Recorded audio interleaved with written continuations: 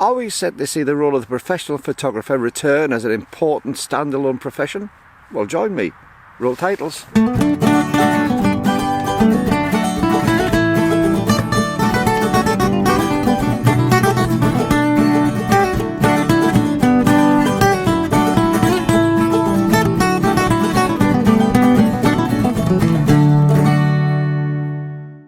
Hi YouTube, Brian James, that Micro Four Thirds guy with you once again, out here in overcast Cumbria. We've got a little bit of blue skies up there, but mainly clouds, but it's not too bad temperature, still cold enough that you have to have a coat on though. That may seem a strange question that I asked in the introduction to this. Are we seeing the rise of the professional photographer again? Well, that begs another question. Has the professional photographer actually ever gone away? Well, let's take a little trip back through time before we answer those questions. When I was a small boy, I was always fascinated by the photographer's shop. Not the photography shop, the photographer's shop in the town. There was always a shop where you had photographers. They didn't sell gear, that's what the photography shop was doing, but they did ply their trade as photographers. And in the window there were always some magnificent photographs. Usually when I was a child it was black and white photos of people's weddings and christenings and all sorts of things that you'd get a professional photographer taking photographs for in a small town. As the years went on and the professionals got into colour photography and that became the norm, we saw colour photographs in there. It was a window to another world, a fascinating sight that I used to see every time I walked past. It intrigued me. It always fascinated me how you could get these huge great big prints, or what looked like huge great big prints when I was a boy, into these windows, and I always wanted to try and emulate that. As the years went on, a lot of those photographers moved out of shops and moved into industrial estates. Well, they're easier for setting a studio up inside an industrial building, and usually it was a little bit cheaper. So you lost some of those shops, and the ones which remained, well, they lost some of the shine too. Those fantastic colour photographs in the window became pale and washed out with the sunlight and were rarely replaced. Now, I don't know when the last time you saw one of those shops was, but it's a long time ago for me. In fact, what really prompted me this was, I was driving out yesterday in the middle of Carlisle. I saw a wonderful old sign on the side of a building in Carlisle where there had been a photographer's a long time ago. But photography itself has changed. When I first joined the Air Force as an officer, when I went to do my officer training at the RAF College Cranwell, that's the UK Air Force version of, say, West Point if you're an American viewer, so it's our pinnacle of officer training. You walk into that fabulous building of College Hall, and inside the whole place is lined up with photographs of previous courses and famous officers who've gone through there, including such luminaries as Guy Gibson and Douglas Bader and all these fantastic people. And they're up on the walls, but as you walk along College Hall you get to this little bit where it was the older period, the 1920s and 1930s, and suddenly you're finding that you have, instead of photographs, you have line art portraits, actually hand-drawn portraits of them. And I was fascinated by this, so I talked to the college bursar and said, you know, it was fascinating that they would spend the time to do line art portraits of these people when they could have taken photographs on that. And he put me right. He said, no. He said they were done line art because it was cheaper than taking photographs. At that time, to have a photographer who had the skills to do photographs was incredibly expensive and incredibly skillful. And classed then more skillful and more expensive than to get a professional artist in to draw the people. Now times have changed and photography's changed too, and the skill around photography has diminished. Now don't get me wrong, I'm not saying that we don't have good professional photographers, I'm not saying that we don't have fantastic amateur photographers who are taking some amazing shots.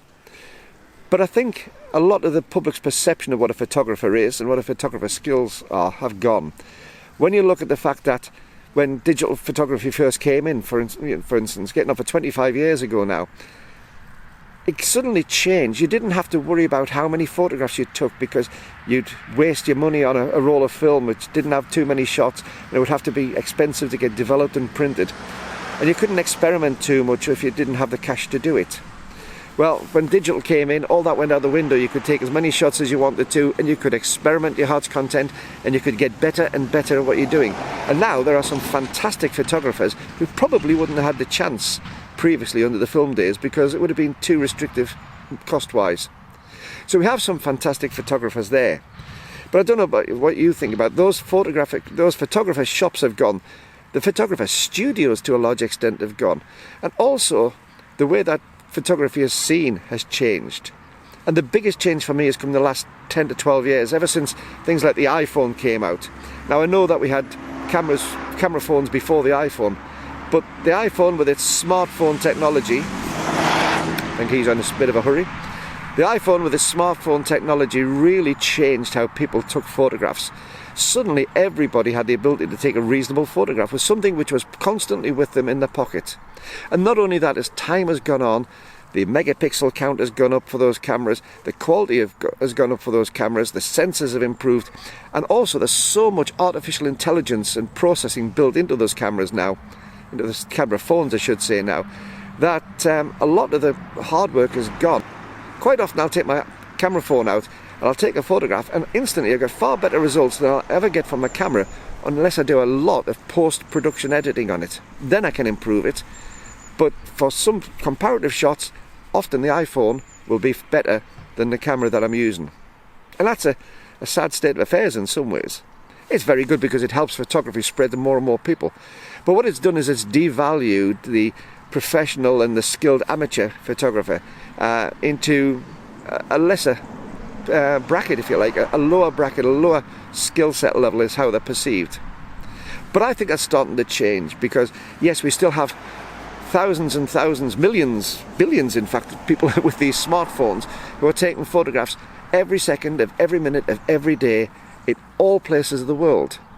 But a lot of those photographs don't inspire people to be creative. The creativity is done in the camera perhaps, but they don't necessarily inspire people to be creative, in my opinion.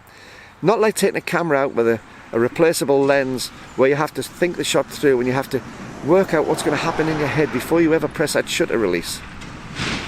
And I think there's a change coming. We're seeing the change in sales, so we don't get the big digital camera sales anymore because they'll be replaced by iPhones and Androids. So we don't tend to get too much of that market being seen, and it seems that an awful lot of the market is going towards the professional camera user, rather than necessarily the beginners or the interested intermediate, shall we say. It seems to be that an awful lot of the skill of the photographer is being recognised again now.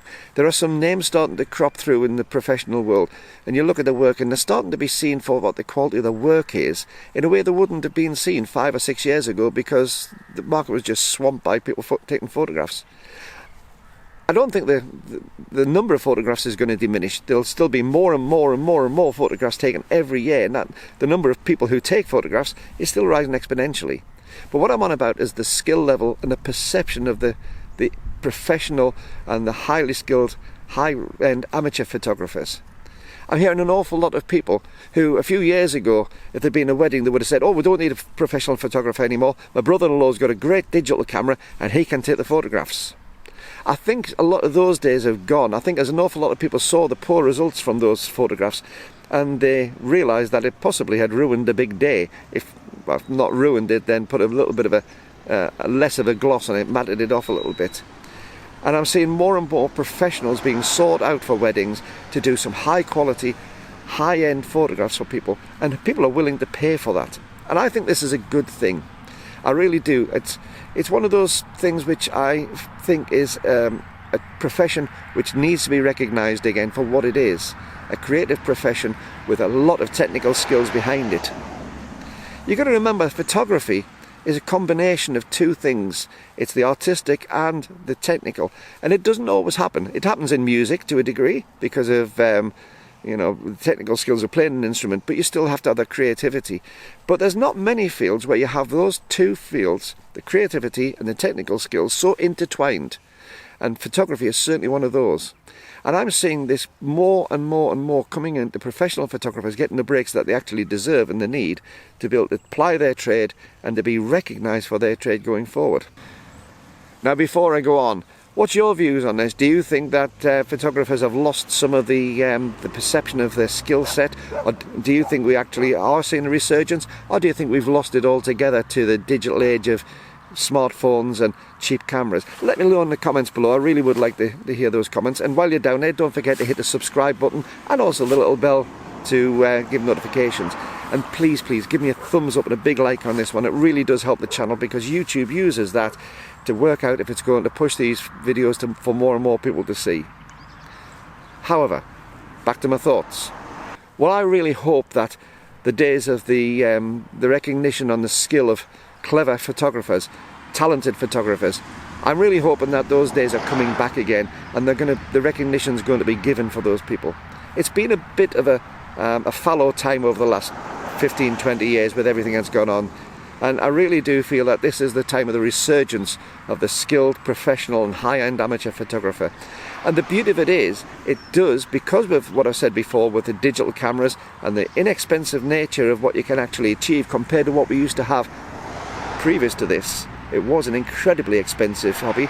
It's still not cheap, but it's nowhere near as expensive as it was then.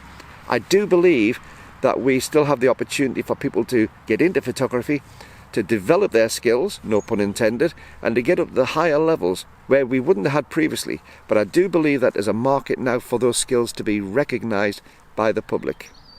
Now, if you've enjoyed this video, don't forget, if you want to be a patron of the channel, I have a Patreon channel, which the link is underneath here. And also, if you'd like to buy me a coffee, if you don't want to be a patron of the channel, you just want to buy me a coffee and help this channel that way, again, there's a little PayPal link here, and they're both in the description below. Whatever happens though, don't forget, keep on taking your camera out, keep on taking your photographs, and keep on having fun with your photography. Until the next time, Brian James here, bye bye, see ya.